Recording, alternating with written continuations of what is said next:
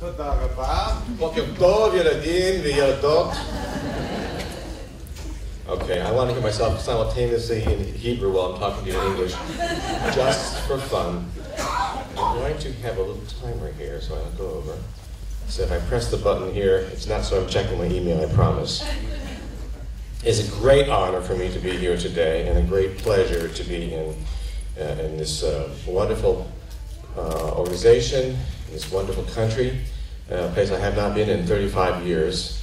And I want to thank the organizers, especially Mina and Tali and their husbands, who, as we know, are only second in command. The wife is always in charge. And but I thank Amit and Yael as well. And I'll talk to you briefly about respiratory matters in Duchenne muscular dystrophy. Now, I think of this disease as a respiratory disease. I know that this is a muscular disease, but to me, Duchenne is a respiratory disease because so much of the problems we see are respiratory. All are preventable. 100% of respiratory complications are preventable and can be anticipated and can be, with good therapies, can be avoided. And I always say the cost of prevention is a tiny fraction of the cost of complications. And so these devices we'll talk about today pay for themselves many times over. The idea of therapeutic nihilism, which means that the physicians believe that the children's lives don't matter, and that the children should just be allowed to die, that day is gone. And I'm here to say that your children's lives matter greatly, and these are important people, and that they have things to do and to contribute. And parents have really changed the landscape and changed how we view this disease. And it's really through parental activism that I've changed my career and why I'm here today. This is Duchenne himself, and we know that Duchenne is common, and it used to be that the cause of death was 80% of the time respiratory. It's really not so much true anymore, at least in America, because we now can prevent all respiratory problems. It used to be that people with Duchenne would die in their late teens and early 20s. That is no longer the case. But what we found in America is that survival would greatly vary by location. If you lived in the American Northeast, you would live by statistics 6 months longer than you would live if you lived in the American South. And this is not because of genetics. This is because of differences in care. And I began to work with Pat Furlong and say, we are having a big problem, which is that there are no declared standards of care in Duchenne muscular dystrophy, and especially for respiratory management. And the health insurance companies would say no to me when I would make requests. And they would say there's no evidence base. That term means there's no good scientific basis for the therapies we're recommending. And the problem was that they would say no to me, and I could not get a device like the conf assist device approved. And then my patient would develop pneumonia and be hospitalized. And that made me very angry. And rather than just being angry, I took the, you might say, the Israeli approach to it, which is to not just be angry, but to take action and to make a difference. And so with Pat's help, I formed a committee to say we will force the insurance companies to no longer say no, to say yes, to approve these therapies by publishing a consensus statement, which we did in 2004. And I think we've been able to really improve things, which is I take great pride in. The issues really that we deal with across all international borders, a lot of data, and in general, people who have Duchenne have a good quality of life. This young man we just saw in the movie, Alone, he clearly is happy in his life. He clearly is enjoying his life, and that's a life that's worth supporting. The only deficiency that's consistently reported is that young men are unhappy in their love lives, and that's something that I think one day we'll get better at. But from the respiratory standpoint, there really are 4 stages. The first stage is when you are ambulatory. If you can walk, you don't need much or any help with respiratory matters. And then in that stage, the most important thing is making sure the kids get their influenza vaccinations every year. And then I like to get to know the families. It's more important for them to know who their resources are, and than that there's any specific therapies I give. I meet them once a year. I have them come into my office and do lung function testing. And I just like to reassure them that kids look great, and just to know, so they know who I am, so that they know who I am, they know how to reach me before there's a problem, because I can always anticipate when there's a problem.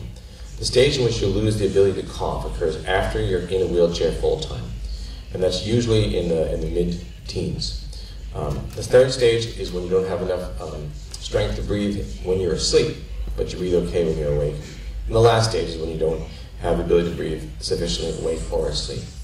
For every stage, there are non-invasive interventions that can be life-saving. So we talked about the stage one. I know there's a lot of families with young children here. I will tell you that I don't recommend anything specific. I don't think that you need to train the breathing muscles, that they do just fine. I think that in general, fitness is really important, and activity is important. I'm a big believer in physical therapy and physical activity. I don't say there's any specific, I don't prescribe any specific instructions for parents, aside from making sure the kids are active and participating in life. I do strongly recommend the influenza vaccination, and also the vaccination called pneumovax. During the stage in which there's trouble with coughing, this concept is referred to as airway clearance. And airway clearance is not one thing, it's two linked processes. And there is what's called mucociliary clearance. That refers to how the lungs are swept clean by cells that have cilia on them. The cilia sweep the lungs, and they sweep the mucus into the central portion of the lungs here. And then when your body senses some mucus there, that triggers a cough, and you cough it out. So you need to have both mucociliary clearance and cough clearance. And mucociliary clearance is impaired in a disease called cystic fibrosis, which is also common, it's also impaired in children smokers. So by the way, if you smoke, don't smoke inside your home. Take it outside, because that will impair mucociliary clearance for your son. Cough clearance is the issue in these patients, because once they lose the ability to cough, they're at high risk for pneumonia. It's easy to predict who cannot cough. I can measure what's called peak cough flow. It's a very simple measurement done in my office. And if your cough flow is less than 270, then that allows you to get a cough assist device. And the cough assist device is a very interesting story. Before we had the mechanical device, we've always had the ability to help coughing with your hands, and that's called manually assisted coughing. And it's essentially like a Heimlich maneuver, where you basically are giving an abdominal thrust, like so, or a thoracic squeeze. It's a hug at the bottom of the rib cage. And it's helpful to have an ambu bag for this, so you can inflate the lungs fully and then have the person cough out. I will tell you, though, in the best of circumstances, it's not nearly as effective as the mechanical version. I think it's really important to point out that there's a muscle that's hard to stretch. You know, we talk about stretching, and Pat had a great talk about this. Stretching is really important. You stretch your long muscles, like your biceps, and you want to get stretching for all your joints. But the one muscle that you cannot stretch passively is the muscles between your ribs. These are called the intercostal muscles. And the only way to stretch them, and I'm going to ask you all to do this with me right now, is take a deep breath. Do you feel your muscles stretching in here? That's how you stretch your intercostal muscles. What can happen with Duchenne is that those muscles, once you lose your ability to take a deep breath, they don't get stretched and they can become rigid. And so the chest wall becomes very stiff in the later stages of Duchenne. And I strongly believe that stretching the intercostal muscles is a very important part of physical therapy of the chest. And that can be done with an ambu bag. I think you can encourage your kids to take deep breaths when they're younger. But when they get into chairs, an ambu bag is useful. Ultimately, a cough assist device will be useful. And I'm happy to say we have a cough assist device here in the room. I'll be happy to show it to you. And we have a person from the company that sells the cough assist device. This, by the way, is the veterinary version of airway clearance. So, It was around 1994 that the mechanical cough machine came out, the current model. But there's an interesting historic history to this. It was actually invented in 1952. And if you throw your minds back to the 1940s and 50s, you'll remember that there was a big epidemic of a single viral disease that caused people to suddenly lose the ability to breathe and cough. And what was that, anybody? Polio, right. So polio, there was this huge epidemic of polio. And so suddenly we had all these people that could not breathe, and they would go into iron lungs. And the problem is that we could save their life by breathing for them with an iron lung, with a negative pressure ventilator. But these people would then die of pneumonia. And this guy, Alvin Barak, in 1952, a member of my tribe here, a Jewish name, invented the first cough machine. And here he is in 1952 with a patient on an iron lung. And what he would do is he would put positive pressure into the chamber and cause the person's lungs to suddenly deflate. And he said, well, if I can do that with a negative pressure, why can't I do that with inflating and deflating the lung with a mouthpiece? And he actually did this. And he proved that it worked by using dogs. So this is the only study ever that proved that this thing worked was in 1952 in dogs. And everything else has been done using just flows. But this is the only data. These are the only data. Dog bronchography. And we hope to repeat these data in humans using a different form of measurement. So that's a plan that I'm working out with the company that makes this device. This is the very first device. It was called a confilator, and it came out in the 50s. And there's a story about how this came out. So when polio went away, the big need for these machines went away, and the company stopped making them. And so there is a man, who's a good friend of mine named John Bach. And Dr. Bach was using these devices in a rehab hospital, and he couldn't get parts for them anymore. And so here it is, it's 1990, these things are 20 and 25 years old, and he's using them every day, and he can't get parts. And so he goes around to all these companies and saying, you know, there's this great need for a machine to cough for my patients. And it's already FDA approved. It's called a confilator. Will you make this machine? And all these companies went around saying, no, there's no market for that. So, well, there's all these Duchenne patients, and people with spinal cord injuries, and ALS patients, and on, so many causes of weakness. And these companies would say, no, there's no market for that, we're not going to do that, we're not interested. And they went to a guy named John Bach, John Emerson, Jack Emerson. And Jack was about 90 years old, and he had invented the positive pressure ventilator. He had reinvented the negative pressure ventilator of the iron lung. And he was this brilliant guy in Cambridge, Massachusetts. He'd never gone to college, and he was one of the best inventors in the history of respiratory medicine. And he said, yeah, I could do that. He remembered the polio years because he was 90 years old. And he said, I could do that. And he had this little company in Cambridge, Massachusetts called Emerson, J.H. Emerson and Sons. And they began to make this device around 93, 94. And I began to prescribe that around 94 because patients, and again, we learned so much from our patients, right? And what I've learned has all been on the job. And we had a patient who said, I want this device for my son. And I said, it seems very reasonable, and so we prescribed it, and somehow, miraculously, the insurance company approved it, and I watched it work, and I thought, oh my God, this thing really does work. And we began to use it more and more and fight harder to get it. And then we worked on this consensus statement, and the business really took off, I think, with the publication of the consensus guidelines. And Jack passed away, and his son George took over the company. Joe's a wonderful guy, and he told me one day he was selling his company, and I was upset because I liked George, and I liked dealing with him. And he told me he was trying to get around $10 million for his company. And I thought, well, I wish I had something worth $10 million. And it turns out that he got $23 million for it instead. And he gave $1 million away just to his employees as a gift, as gratitude. And anyway, the story goes that John Bach learned about this from me at a meeting, that he had single-handedly created a $23 million company from which he made not a single penny. But he can sleep very well at night, knowing that he has saved countless lives by bringing back this device. And I have been a very strong supporter of it. This is the conf assist device again, and it can be used, you can see, with a trach. It can be used with a mouthpiece, with a mask. And the original version was called the in-exaflator. You can see there on the screen, there's a, in the lower right corner. But no one could pronounce that, so they changed it to conf assist. And there's a new version coming out at some point in the next few years. I've seen a prototype. It's going to be much smaller and lighter. But right now, this is the best we have. And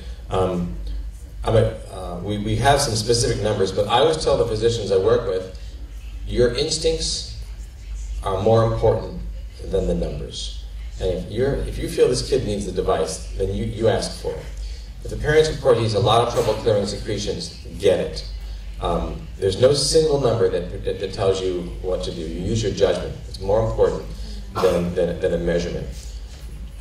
So quite often people will have numbers that are around 270, and I'll say, this is a kid who's getting into trouble. If you've had pneumonia, you're going to get it from me. I would rather the families have it too early than too late.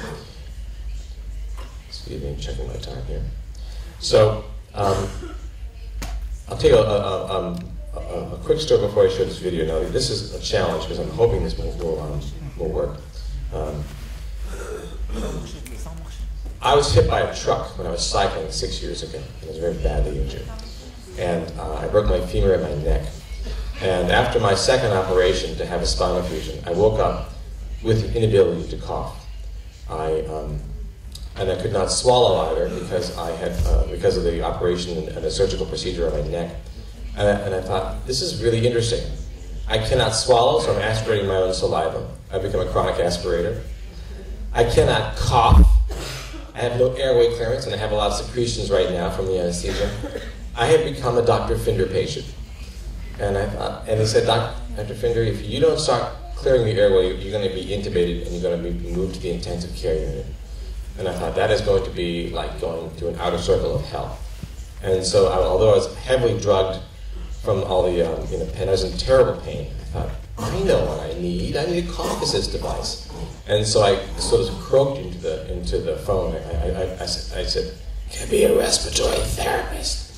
And so the nurse brought over a respiratory therapist, and I said, "I need a conf assist device." And the respiratory therapist said, "Doc, I don't know what that is. I don't know what that is. We ain't got it." And I thought, well, I really am in hell. And then I called over to my hospital, the Children's Hospital in Pittsburgh, and said, "Help me." And my respiratory therapist came running over with the conf assist device. And actually, we have one in the corner down there. And he hooked it up for me. And by God, this thing was unbelievable. And I had been prescribing this thing for 10 years, from 94 to 2004. Never did I ever imagine I'd be using it as a patient. And I could feel the secretions moving from here to here, from here to here, and then on the fifth cycle, glop, out of my mouth. And I thought, oh, thank God. It was such a blessed relief to have my airways cleared. I cannot even describe to you the relief it was, because it was such an uncomfortable feeling to have secretions gurgling around in my airways that I couldn't clear. I used it for about 3 days until the pain from my operation cleared and I could once again cough. And so I am probably the only person on the planet who can tell you this as a patient as well as a physician, that this thing works. And I joke that Respironics would not even let them buy me a cup of coffee. I do not have a conflict of interest. I do not invest in this company. I speak to you from the heart, from Halev. And so when I tell you this thing works, I want you to believe me it does. This is a video of a patient of mine, Patrick. He's going to talk about it. My name is Patrick Daniels, and I work at Buchanan, Ingersoll & Rooney, which is a law firm in Pittsburgh. Well, mostly I do research and writing in preparing for these various cases that we're involved in. I have the Duchenne form of muscular dystrophy. It is a degenerative muscular disease, and it was something that I was born with. Well, I've been using the conf assist device for approximately 7 years. Before I used that device, I got very sick, and I got pneumonia, and I had to be hospitalized for 2 weeks. But since that time, when I started using the cough assist, I have not been hospitalized. Not once. Patrick has been a regular user of the conf assist device, and since he's been using it on a regular basis, never had pneumonia. And we're talking the better part of a decade, because here's a guy that his parents were told he would be lucky to graduate from high school. Graduates from high school, graduates from college, graduates from law school, passes the bar on the first attempt, works downtown. So that's a guy who I find very inspiring. Patrick Daniels is his name. And I'm very sad to report to you that Patrick did pass away from a sudden cardiac event. I never had a respiratory complication since I began to manage him. And he is inspiring to me because he says, here's a guy who, using, with the medicine of 30 plus years ago, and he wasn't on steroids until very late in his life. He didn't have aggressive stretching. A lot of things that he could have benefited from, he didn't. And yet, he was a bright guy and incredibly dedicated. And you ask Patrick, what's the quality of his life? He had a good life. And I have to tell you that I'm just very, very saddened and upset when he had sudden cardiac event and died. But he died getting ready for work. He was in his father's arms. His father was helping him shower to get ready for work. And his heart stopped. And he looked up and said, oh my God, and stopped. And so, not that to die without pain in your home, in the arms of a person who loves you, it's about as good as you can make it. So I'm not happy he died, but I'm happy that at least he had a peaceful, a good ending to his life. And his life continues to provide meaning to others around the world. And I like he shows video, not as an advertisement for a company, but to say that you can have a life, even based on, without all the hope of the new technologies and of the new therapies and antisense oligonucleotides and all the wonderful things that Dr. Wagner is talking about, just based on existing technologies that's been around since '94. Here's a guy that made a good life for himself. And so I find a lot of hope from this guy. Now let me just switch back to my talk. Keep me an eye on the time in my remaining 8 minutes. Where am I? Sorry, I'm going to have to just shift gears once again to the talk. So, Patrick, in addition to demonstrating that the cough assist device was helpful, also demonstrated that you can live in complete respiratory failure. Remember, this guy has no ability to breathe sufficiently, although he does obviously talk and exist without trach. You notice he was using a mouthpiece ventilator. And so the new sort of standards of care, or the new approaches, has been non-invasive ventilation. And so when we have a person who doesn't breathe well in sleep, and I'm a big believer in getting sleep studies for these patients, and you can predict who needs them because generally the lung function, the forced vital capacity, will be in the 30 to 40% range or less. They need help with breathing in sleep. And we use a BiPAP, which is a machine to help them breathe, and they basically wear a mask. And the key thing with the mask is the interface, that everyone's face is differently shaped. You know, when you have a Jewish nose, you have to have a Jewish mask, I guess. And so they have many different interfaces, different types of interfaces. The nasal mask, full face mask. You can even use a lip seal. This is called an Adams circuit. The key thing is to try something until something fits well, so there's no pressure points. And then at night they wear the mask, and during the day, when they later in stage 4 need help breathing during the day, we can use a mouthpiece ventilator. Now I'm not saying I never ever do a trach, but we usually start with non-invasive ventilation. And the interesting thing is that we started with the iron lung. We started with non-invasive ventilation in the 50s. And then we went to all-invasive ventilation in the 70s and 80s and 90s. And now we're swinging back to non-invasive ventilation in the 2000s. And I've been very successfully able to avoid trachs in most of my patients. And this is not work that I started. This has really been around since 1979. The first report was from this guy, Dr. Alexander, who worked with Dr. Bach later on. Dr. Bach is the person who really described how to do this. And it works very well. And the key thing is just to have a gooseneck that you hook up. And you put an angled mouthpiece attached to the ventilator, which is right here. And the key thing is that you can have a long, good life with non-invasive means of ventilation. This is the paper we published in 2004. Stress was on anticipation, on non-invasive ventilation, on multi-specialty care, and here's the Italian version: assistenza respiratoria del paziente con distrofia muscolare Duchenne. And thank you. This is the parent project in Italy's translation. And I think that, and there have been subsequent very important papers that have been published that have gone on to help further define the standards of care. This was just respiratory. In 2010, we published 2 papers in the Lancet, and there have been a lot of guideline statements. So I think that the parents have really pushed the agenda, saying we want people to accept standards of care and really to say that these kids' lives really matter. And here's Kevin years later, and you can see he's much older now, and you can see he's using his mouthpiece ventilator, and you can see there's dogs on his bed. Anyway, he's doing well. And what I want to leave you with is that for every stage of this disease, there are non-invasive treatments that can be anticipated, and that the quality of life is absolutely key. And no one wants to be kept at home. People want to be out, going to the movies, working, going shopping, enjoying life. Here's Patrick graduating from law school. Here's Patrick's webpage.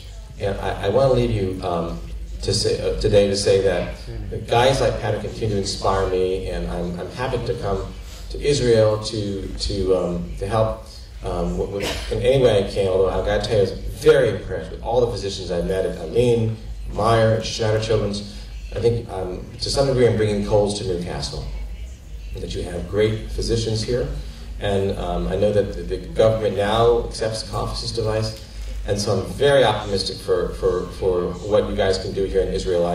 Although I'm honored to be here, you probably don't need me, and so I'll say with that, Toda Rabba.